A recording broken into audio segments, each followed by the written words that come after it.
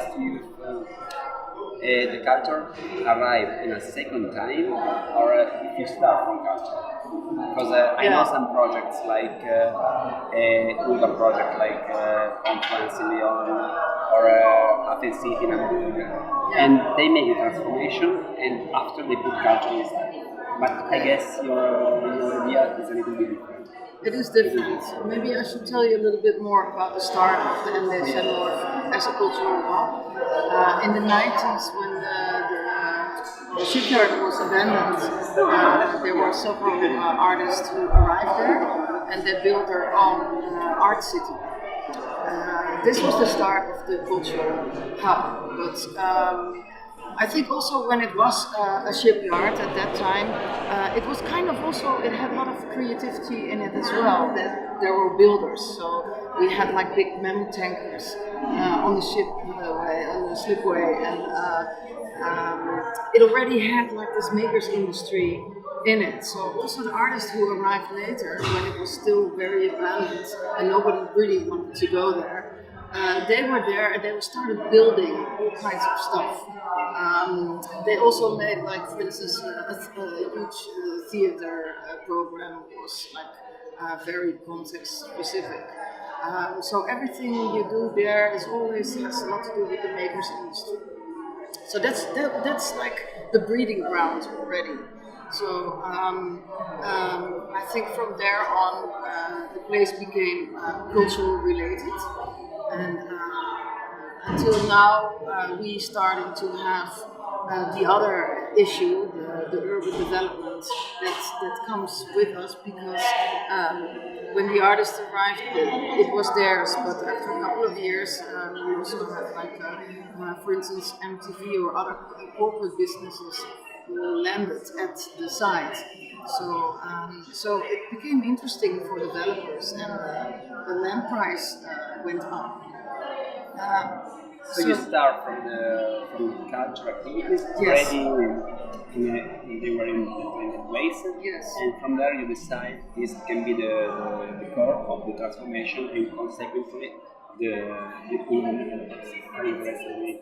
Yes, so the urban developers are interested in building housing, and it was already a long plan, but we had a crisis, and it just never happened. But now they decided to at least have 2,000 households on the west side, and the east side, which is the most incredible place where we have the industrial heritage. And where we make the cultural program the most. They want to build there too. So I think the urban development now pressures us to come up with a very strong cultural program to convince everybody, the city, but also the people, the local people, to embrace this place as a place where you can build.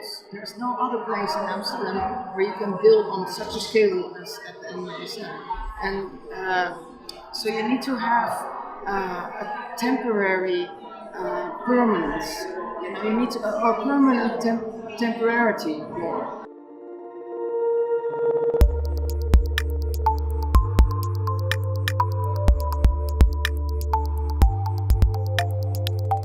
I'm actually looking for an open. Well, it is an open space. It is a playground, and the playground doesn't need anything too much permanent.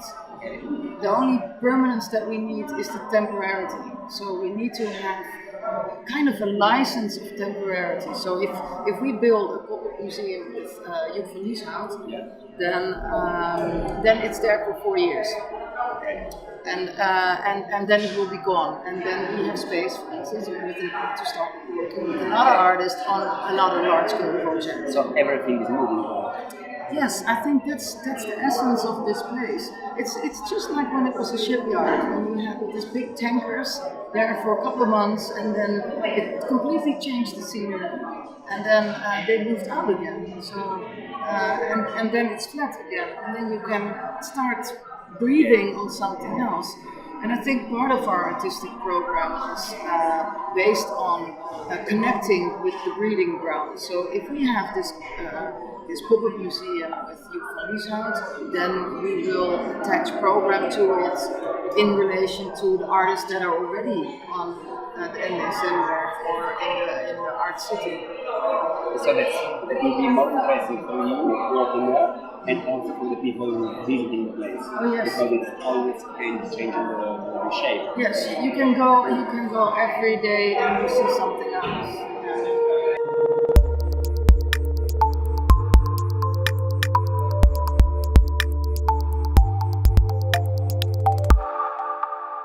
Why?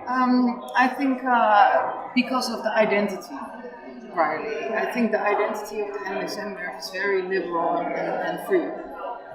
So when you go there, you get surprised by things that you can find, not especially things that are programmed, but you can find all kinds of beautiful things on the side. And I think that's something that really is different than everything else in Amsterdam. And it's also the scale. We have 10 hectares. So it's a huge. So it's like I say, it's huge and it's changing. It's huge and it's changing. And more, if you wanna say more. What do you mean? Huge, changing, and and very makers driven.